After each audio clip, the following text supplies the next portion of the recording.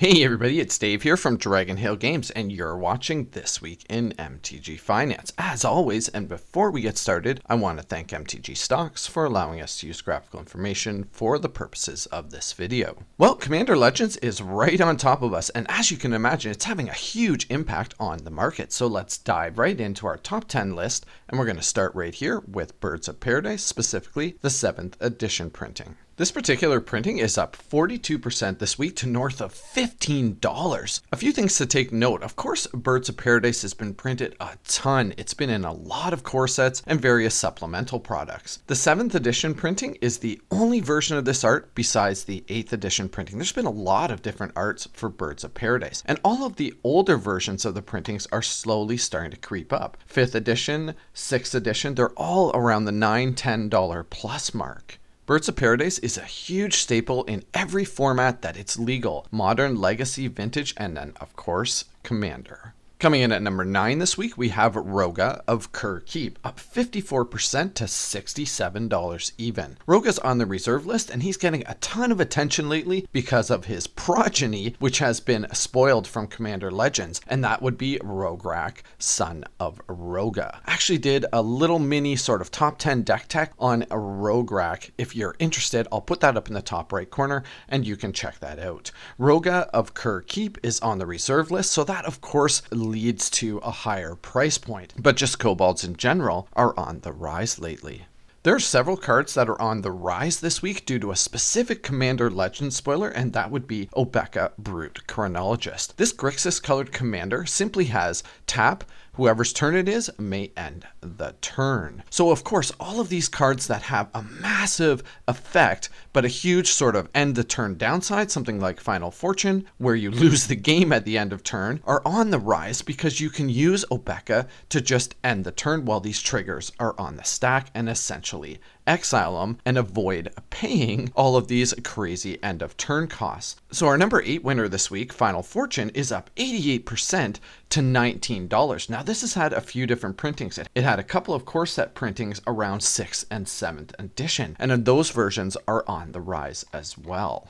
All right, coming in at number 6, we have a Commander Legends card. Now, I usually don't feature cards from brand new sets in the top 10 list before the set is actually released. The prices are just too volatile. But I wanted to point out that this is a perfect example of what can happen to card prices when we have reprints. 3 Visits is a reprint of an older card from Portal 3 Kingdoms. That particular card is valued at $110. And it is absolutely crazy to me that an uncommon from a set that is yet to be released is valued at $7. Now, of course, this price is going to fluctuate around, and I think you'd be pretty much insane to be paying $7 for this card, at least at this point. There's going to be a lot of Commander Legends product opened, and there's going to be a ton of these into the marketplace, considering that it's in the uncommon slot. Regardless of that, 3 Visits is up 118% this week. This is definitely one to keep your eye on in terms of price point over the course of the next few weeks.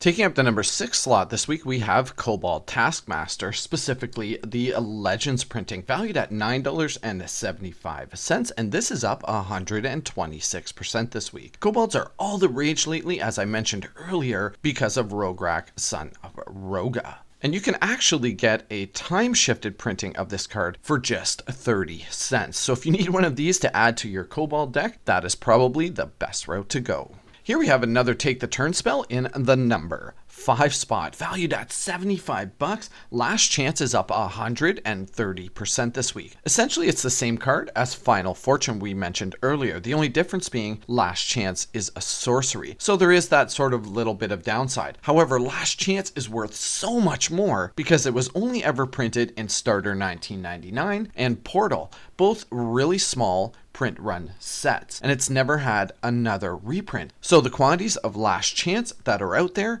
is definitely on the low side. Coming in at number 4 this week, we have a printing specific spike, and that would be Kirk Fire Marshal from Dual Decks Anthology. Valued at $10, and this is also up 130% this week. You can get the other printings of this card for $2 to $2.50. In fact, the Dual Decks Elves vs. Goblins has the exact same art as this anthology printing. Now, the only thing that the anthology printing has going for it is it would be definitely the lowest print run.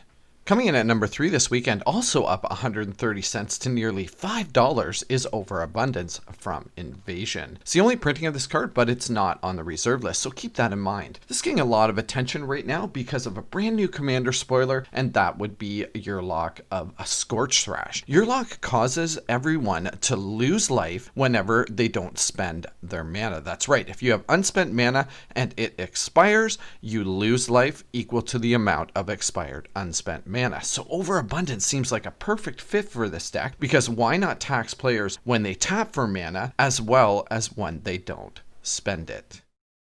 Clerics have been huge for the last few sets now, and there's a couple of new ones coming to us from Commander Legends. So it doesn't surprise me that our number 2 winner, Battletide Alchemist, is up 150% this week. 5 mana cost a cleric, that's a 3/4, but if a source you control would deal damage to a player, you may prevent X of that damage, where X is the number of clerics you control. It's a pretty sweet pillow for your cleric-based tribal deck.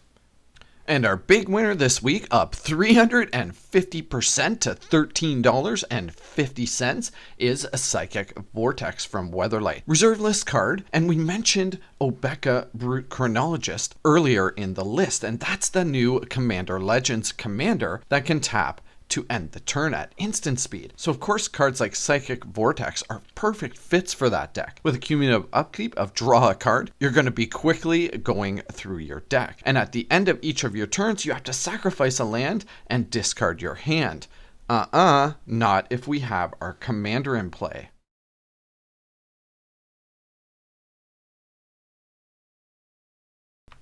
Before I get into cards I'm investing in this week, as always, if you're a subscriber, you know I want to thank you for being here. I really appreciate your continued support. And if you're looking for another way to support this channel, you can visit our online marketplace at www.dragonhillgames.com. We have a great deal on Commander Legends. You can pick up both of the new decks for under $50 Canadian. That's right, under $50 Canadian. So if that's something that interests you, then head on over to our online marketplace and check it out.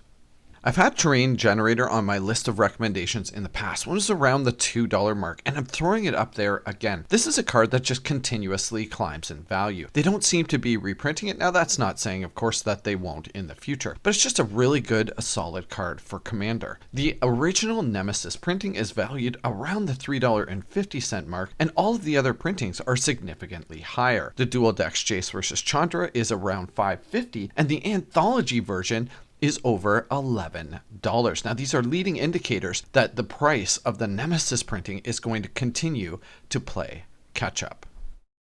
Double Masters may as well have been printed last year. It is completely out of our minds at this point. All of our focus is on Commander Legends. So I'm going to bring you a couple of cards that are still fantastic pickups before the prices on these start to recover. Sword of War and Peace is only $12, a classic staple in Commander and Modern, and the other printings are valued at $15 and higher. So this card's got quite a ways to go before it even catches up to its other printings. And the other one I like this week from Double Masters is Archangel of Thune. That printing is under $12 still, and all of the other printings are over $14. So there's no question that this will catch up, and it's got some room to do so. In fact, it's been climbing over the course of the last couple of weeks. Archangel of Thune is always going to be in high demand for white life gain strategies.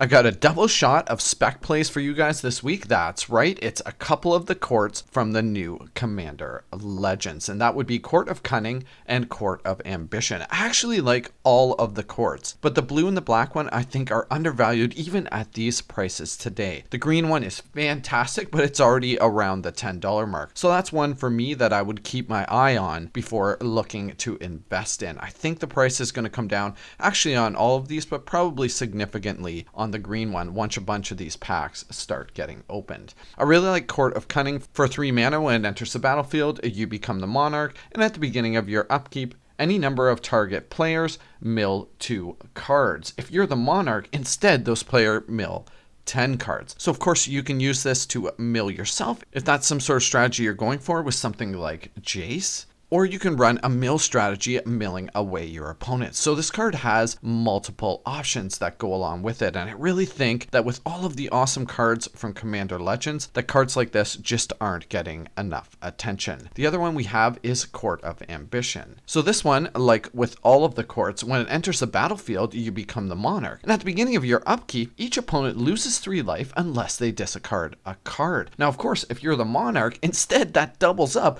and they lose 6 life unless they discard 2 cards. Really huge tax for Commander, something that must be answered, and these 2 are our spec plays for this week.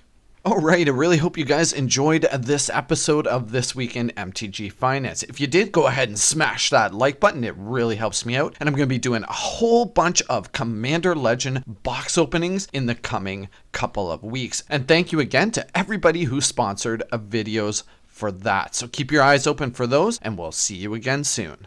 Bye for now.